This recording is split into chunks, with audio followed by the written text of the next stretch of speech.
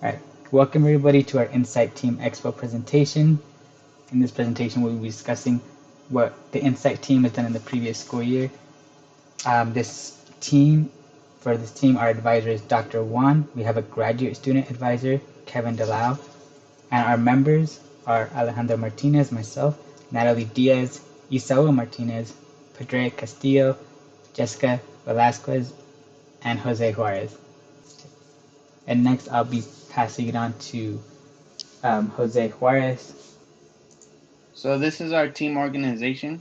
At the very beginning, we have our advisor, Dr. Wang. Next, we have the computational modeling team, which include Alex, the sub-team lead, Natalie, and Isau. Next, we have the app team, which include Padraic, our sub-team lead, Jessica, and myself. Finally, we have our graduate advisor, Kevin, who is guiding the app team through the app development. Next, I will pass it on to Padraic, who will explain Insight a little more. So INSIGHT stands for Intelligent System for Inspiring Glucose-Related Health Management for Hispanic Individuals with Type 2 Diabetes. As you saw on the previous slide, we are pretty much two separate teams working on two separate projects. However, we do have a common objective in mind, which is how we kind of come together and form one supergroup in a sense. And we're looking to help Hispanic individuals facing with type 2 diabetes. And next, we're going to go ahead and pass it over to Natalie, who's going to give you guys a little bit more background on what diabetes exactly is. Thank you, Padraic. Diabetes is quickly becoming one of the most prevalent health issues in the US according to the CDC. 1 in 10 Americans are currently living with either type 1 or type 2 diabetes. Diabetes, technically known as diabetes mellitus, is a chronic, long-lasting disease that affects how your body turns food into energy. There are 3 main types of diabetes: type 1, type 2, and gestational diabetes, which is diabetes while pregnant. Type 1 diabetes, the body does not produce enough insulin, resulting in patients having to administer doses of insulin as needed. Type 2 diabetes, the body cannot use insulin properly. It can develop at any age, but in the case of type 2, most cases can be prevented. Next slide, please. Now the problem at hand. One of the demographics with a higher prevalence of being diagnosed with diabetes are people with Hispanic origin. The CDC National Diabetes Statistics reported that 12.5% of people with Hispanic origin have diabetes. Since there is no cure, it can only be managed by lifestyle choices of nutrition and physical exercise. The objective is to design and implement a social media-based mobile help app that helps Hispanic individuals to manage their diabetes with a focus on the implementation of 2 key factors: a culturally relevant app that provides a virtual support community and a physiological model to predict glucose to help guide lifestyle choices. Now I will transition it on to Padraic to discuss the app subteam. So in developing this app, we wanted to, as Natalie pointed out, we wanted to create a virtual community for our users that we've deemed our Amigo section. So users will create an account, and that information will be stored in the cloud. And that would then be taken to a dashboard that has multiple different fragments that perform different functions, such as where they can upload any diet or physical activity information. They can also interact with their other amigos that they've made throughout the app. And this is going to help build a community of support for each individual to help them cope with this new transition into their new life. And each fragment is going to feed into our Insight engine, which holds the computational model that will then give users health recommendations or insights into their diabetes to help them as they go on with dealing with diabetes. And so in our app design, we first had to conduct a trait analysis, which Jessica is going to go ahead and talk to you guys about. This is the first half of our trait analysis that was created to compare the Insight mobile application, that is highlighted in yellow, to other diabetes management applications that are already in the market. The Insight mobile application will provide the maximum amount of features that users will benefit from to reach a healthier lifestyle living with type 2 diabetes. We looked into price, tracks records, syncing, and notifications reminders. Tracking and keeping records of lifestyles variables that affect type 2 diabetes was a main concern because that was lacking in other diabetes applications. This will be one aspect that will differentiate the Insight mobile application to the other diabetes application. Here we have our second half of our trait analysis that has how to track food, reports, info, community, and language. The main feature that will differentiate the Insight app to the other diabetes application is the community section. Only one other app has a social aspect to it that is shown in blue. The app has a friend and social feature, but only with one other user. The only feature the users have in sharing is their logins and commenting with emoticons. This is where the Insight app will really differentiate from the competing apps. Now we'll pass it to Padraic to speak about the app device appearance. So once users develop our app, the image on the far left shows what it's going to look like on their device in their app library amongst the other apps they have downloaded on their phone. It features our logo, which is created by our team member Alejandro. After creating an account, they will then be taken to a dashboard, which highlights the 5 different fragments that we have in the app: our physical activity, diet, health, amigos, and an informational section. We're going to highlight 2 fragments that we spent most of our time on developing. That's going to be the amigos and diets fragments. The amigos fragment is what we felt like would differentiate us the most from competing apps.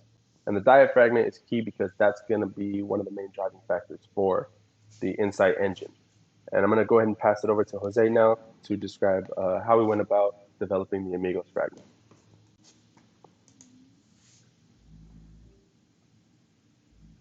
In order to store the user's information, we decided to work with Google's Firebase. Google's Firebase is a platform that mediates user data and sharing. Users create secure accounts to store health status and recipe library. Users can also share their status with each other. This way they can send each other some encouragement. So to the right, we have the login page. As you can see, the user can input their email and their password. A checkbox to show their password is available just in case they're not sure if they inputted their password incorrectly, and then they can just log in. If this is the first time the user is making their account, they can hit the sign up button. It'll lead them to the create account page that you see right next to it. The user can input their choice of email, create a password, confirm the password. Also, again, be able to reveal their password just in case they think they input it wrong, and then sign up. So with Firebase, it allows us to store the information, and then over here on the figure below, we see the authentication page for Firebase. So as you can see, we can see the emails that our users input. We can see the day they created their account, the last day they signed in, and then Firebase also provides a unique user ID. So this way you're able to find a user very easy just through the search. Next, I will pass it to. I'm sorry. All right. Next, I will pass it to Jessica with the recipe feature. Here we have a feature in the diet fragment that will let users take a picture of their dish and input the ingredients and directions to make the dish. This feature includes a capture button that lets users use their phone's camera to take a picture. Below is the section that lets users type in their ingredients and directions. Lastly, there's a save button that lets users save their recipe into the applications for their records or can share it on the Amigos fragment. When people save a recipe, this is how it will look to users when they go to their library of recipes. Next, we have the future implementations. For the diet fragment, the features that need to be implemented are the analytics and nutrition section. For the analytics, there will be graphs and charts displaying information over a given time period to let users see their progress. The information includes total calories, sugar intakes, carbs, among other things. In nutrition, it will have a section where users will input a food item and it will go through a food database API that will provide our users with the information of calories, sugar, carbs, among other things. Now I'll pass it on to Jose to speak about the Amigos fragment. So for the future implementations for the Amigos fragment, it will display the user's profile picture, followers, and following. There will be tabs where the user can message their friends and share their recipes. The fragment will also display the user's friends' statuses, and the user will have the option to like, comment, and share their statuses. I will now pass it on to Natalie, who will introduce the computational modeling team's work. Now we will be presenting on the computational model subteam, which will serve as the foundation for the insight engine in the app. Here is a demonstration of the glucose regulatory system, which is essential in the elements of the body to maintain homeostasis, which is a constant feedback regarding the glucose in the blood, the amount of insulin released, and the glucagon from the pancreas to regulate. When the blood glucose levels rise, the pancreas releases insulin and inhibits glucagon release. Insulin then stimulates the uptake into the body cells of the muscle and the liver, resulting in a decrease in blood glucose levels. But when the blood glucose levels decrease, it stimulates the pancreas to release glucagon and inhibits insulin, where the liver converts glucagon into glucose in a process called glycogenolysis, and which results in increasing the blood glucose levels. Exercise is an outside factor that helps reduce the blood glucose levels. Now we will be discussing the insight engine trait analysis. Extensive literature review was conducted to identify what model will be constructed as the foundation to the insight engine. We conducted a trait analysis on 7 different model options and narrowed it down to 3 options of HOMA, Bergman, and Mari in order to predict the concentrations of glucose and insulin levels. The specifications of interest when it came to researching was the type of diabetes the model was designed after, whether it was type 1 or type 2 diabetes. The accuracy, which is how accurate the model came to publish data and values obtained from clinical tests performed on patients, what the model was able to predict. The allowable conditions, meaning what conditions can we run when it comes to testing the model, and lastly, the governing equations. The reason we chose the Bergman model is because we believe it's best suited for insight engines. The correlation coefficient accuracy ranged between 0.75 and 0.95, and it demonstrates the possibility for the model to be expanded to include different conditions such as fasting, physical activities, eating, and other daily activities to provide a negative feedback loop to predict glucose concentrations, and mainly to help guide lifestyle choices. Now we will move on to explain the simplified Bergman model, which is broken down into 3 compartments, each with its own governing first-order differential equations. These equations relate the insulin intake to blood glucose concentration. U1 and U2 are the inputs where U1 is injected into the insulin and U2 is a dietary absorption. The plasma insulin concentration demonstrates the insulin injected into the body, which determines the amount that will be absorbed by the remote insulin compartment and which will be cleared from the body. The remote insulin compartment controls how the insulin interacts with blood glucose in the body. And lastly, the plasma glucose concentration regulates the glucose levels by adding the glucose uptake from the tissue, cell, and liver, the dietary glucose intake, the glucose removal rate, and outputs the glucose concentration level. Now we will move on to the extended Bergman model. The modifications we did to the simplified Bergman model was mainly to include the metabolical changes induced by exercise. In the plasma insulin concentration, we added the component IE, which describes the rate of insulin removal from the circulatory system due to induced exercise. In the remote compartment, we added a new parameter, P5, which allows us to create a feedback loop between insulin and glucose for a healthy person. The glucose compartment was the most updated first-order differential equation to include the glucose uptake, the glucose production, and the decline of glycogenolysis, which increases the rate induced by exercise. The rate of glycogenolysis starts to decline when exercise intensity and duration increases because of the amount of glycogen liver can store. Elevated exercise promotes a drop in plasma insulin concentration, increasing the uptake.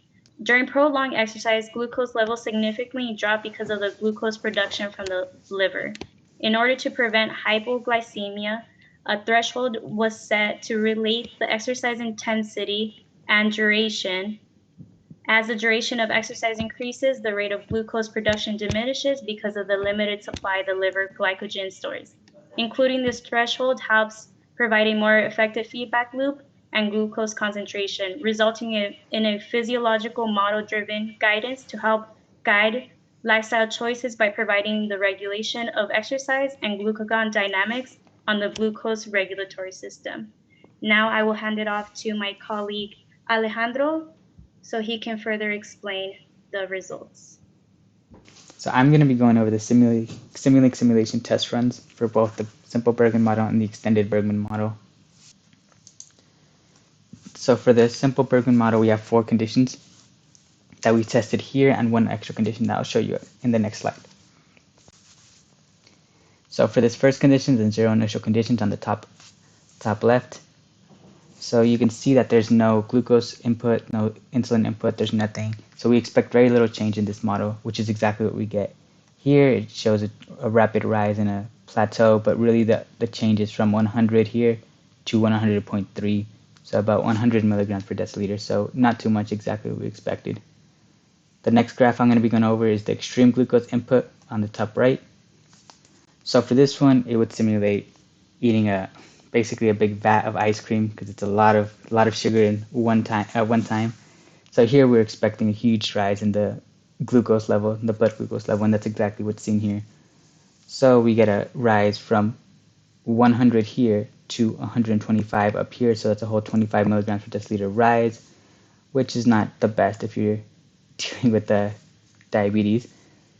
So now the next one is going to be an extreme insulin input. This would be if the patient were for some reason to get an extreme dose of maybe multiple shots of insulin at a time. So here you could see a drop from 100 here to roughly 48 here milligrams per deciliter. So that's a whole 52 milligrams per deciliter drop, and that's exactly what we predicted. It dropped more than we predicted, but we did predict a drop. So the next case is the extreme glucose and insulin input. So for this one, we have a glucose intake and an insulin intake, both extreme cases. And this one, we wanted to show which one was more, I guess you could say, which one is more sensitive. So here you can see that when both of them are inputted, it rises up a tiny bit and it drops all the way down to roughly 59 milligrams per deciliter. So here it shows that the insulin here is more dominant, which we keep in mind for future tests. And now for the next slide. For normal glucose and insulin inputs. So here, this is a bigger graph, obviously, so you can see the results better. So we start at 100 milligrams per deciliter. We input the glucose, which would be a normal small meal, and an insulin, which would be the normal insulin dose. And you can see it barely rises to roughly 101.63 milligrams per deciliter, which is one of the models we used, which is one of the tests we used to validate our model. And then let me switch over to the next one. Now we're going to be going over the extended Bergman model. So here you can see U1, U2 were from the previous model. U1 is the insulin intake, U2 is the glucose intake, U3 is our new input, which is going to be the exercise intensity. And another important input parameter to keep in mind is P5. This is our new parameter that we included into this Bergman model. This determines whether it's healthy, type 1 or type 2 diabetes by regulating the relationship between the glucose and the insulin. So let me switch to the first condition. So right here we have our conditions We're going to be looking at starvation conditions first, post-meal conditions second, exercise, and then insulin shots. So here we have, these are our 3 graphs. Top left is healthy condition. So here you have no glucose intake, no insulin intake, and obviously no exercise intensity because we're just dealing with starvation right now. So our prediction is a drop in glucose level because you will have insulin in your system since you are a healthy patient, and that insulin will be regulating the glucose. So right here it drops roughly to 87.8 milligrams per deciliter. You can't see it here, but it goes from 100 to right here, which would be 87.8 milligrams per deciliter. Our next condition is type 1 diabetes. So for type 1 diabetes, you have no insulin regulating your glucose. You'd have to inject it into yourself or into your body. So right here you can see we have 100 and it drops down to about 90.6 milligrams per deciliter, which is almost equivalent to this healthy case because we gave this one an injection of 10 milligrams per deciliter. No, 10 units of insulin, which shows that if injected with an insulin shot, it almost replicates the healthy case. And our last one is type 2 diabetes starvation. So for this one, the drop is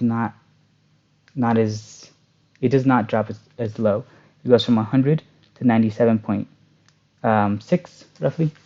So here this could be explained because basically for type 2 diabetes, you have a less insulin regulation.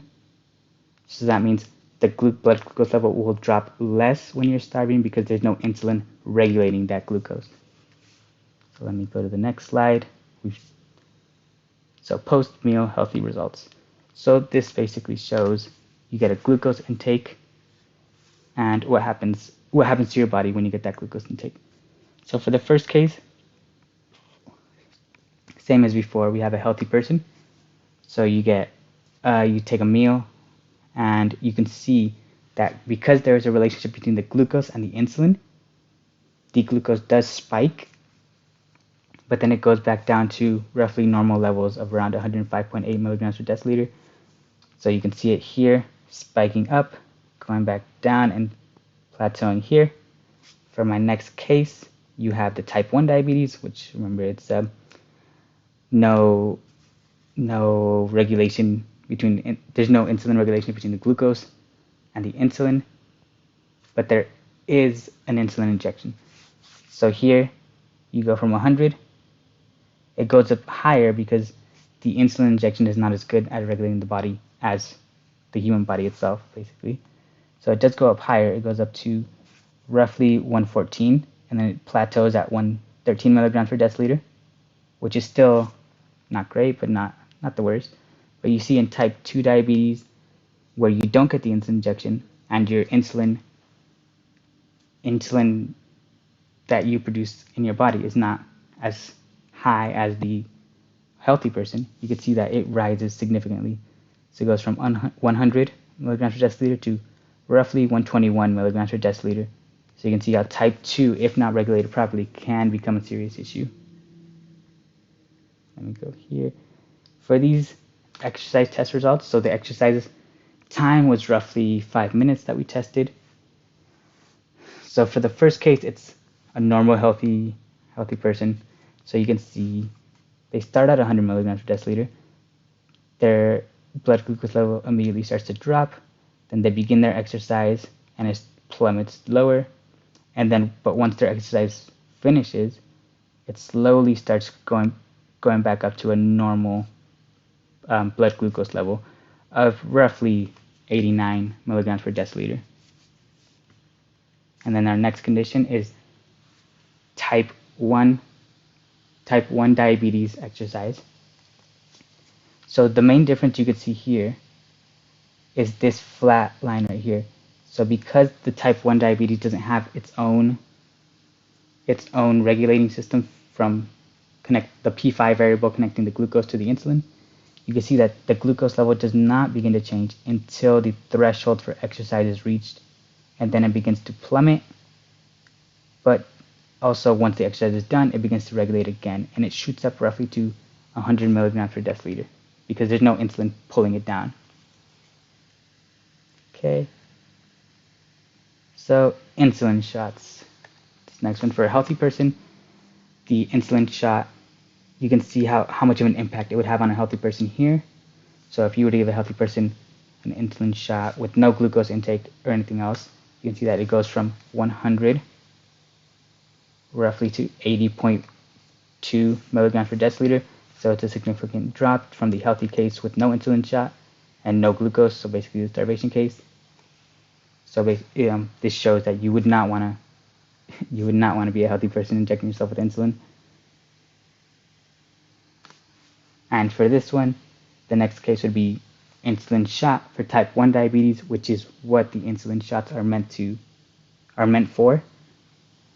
So here, it's pretty much almost exactly the same as the previous case with the insulin shot. So it goes from 100 milligrams per deciliter, drops down, and it's steady at around 90.2 milligrams per deciliter. So it's exactly what we expected. And these are our results here. So you can see here, everything I've shown before on the previous graphs, you can see here in more detail.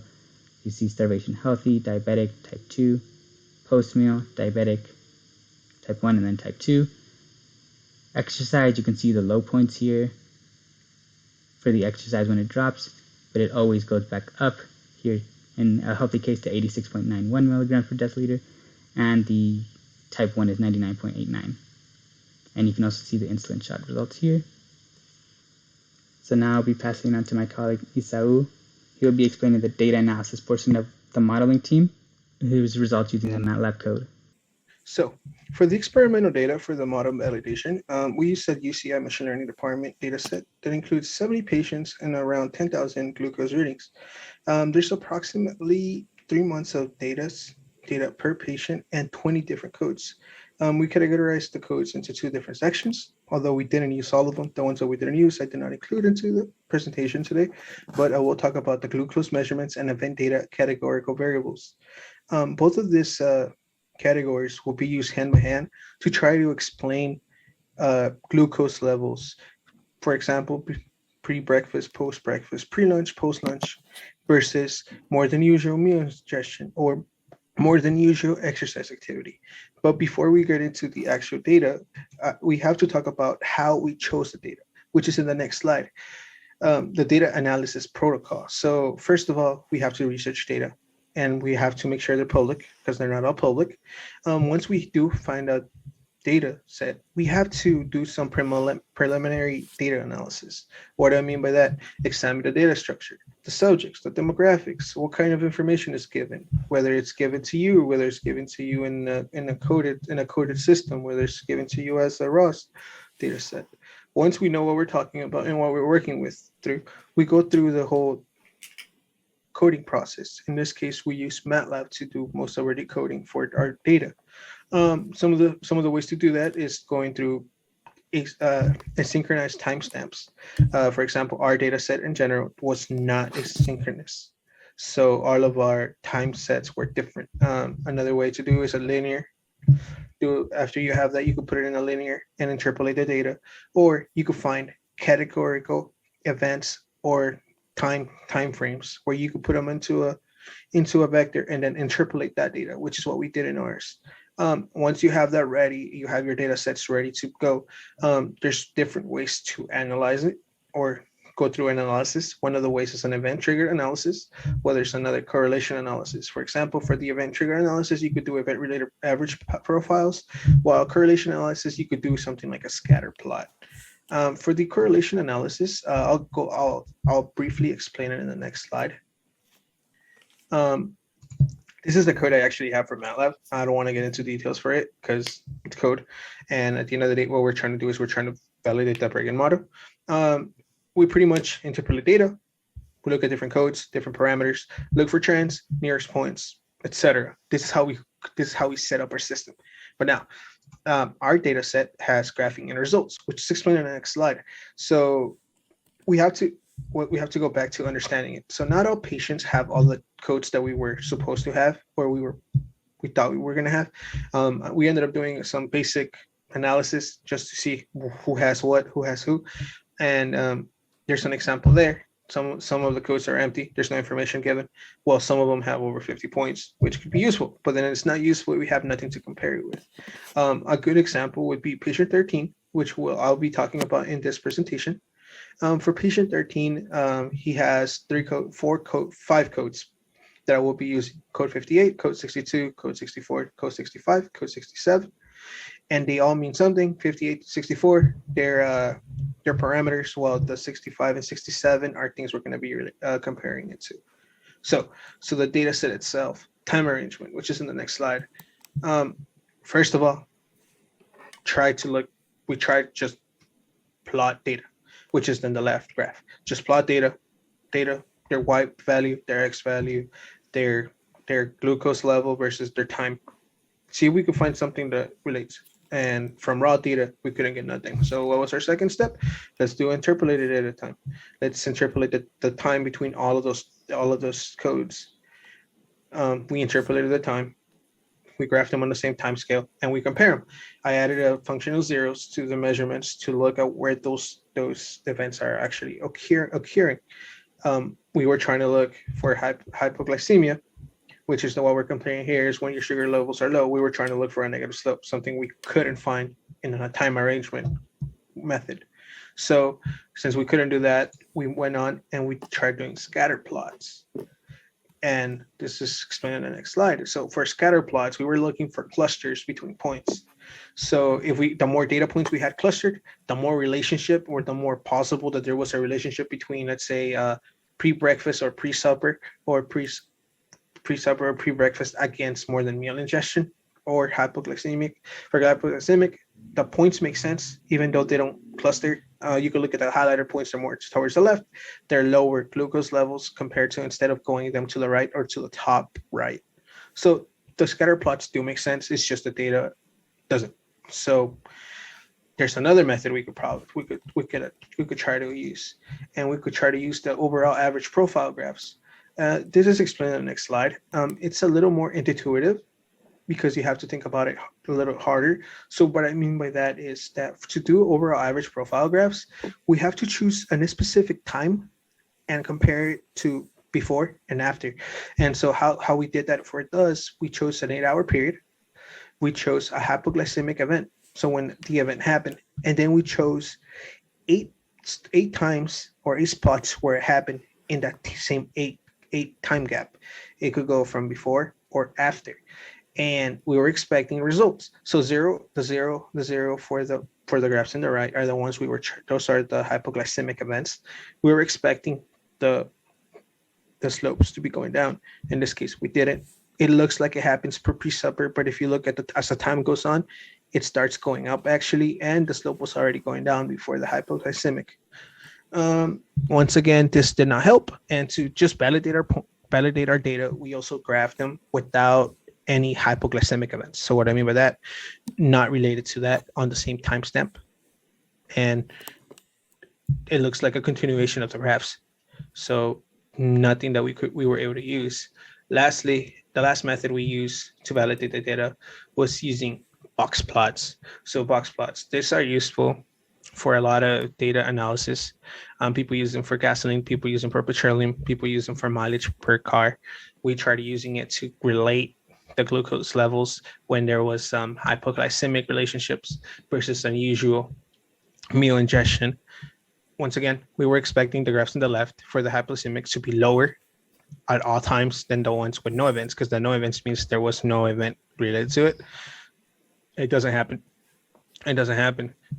Same thing with more than usual meal ingestion. We're supposed to see higher levels, or at least the median at the white 1 events, but it doesn't happen. White 2 events tend to be higher, which should not be higher because no more than usual meal ingestion. So to summarize the data set in general, and the whole purpose of analyzing the data set was to validate the Bergman model. The data set, there's no bad data set. It's just the data set did not provide the results we were expecting or that we wanted. The data set was not consistent, that there was no pattern between codes, the data was sparse, it was missing values. Each glucose recording had its own time. It wasn't on the same timestamps. It wasn't a uniform model or test where everybody was taking their measurements on the same time on different days but the same time so they compare. And time manipulation just did not work for us. That's where we focus our time. It didn't work. Um, Once again, the data set is not bad. It's just it did not help us validate our Bergman model that we were hoping for.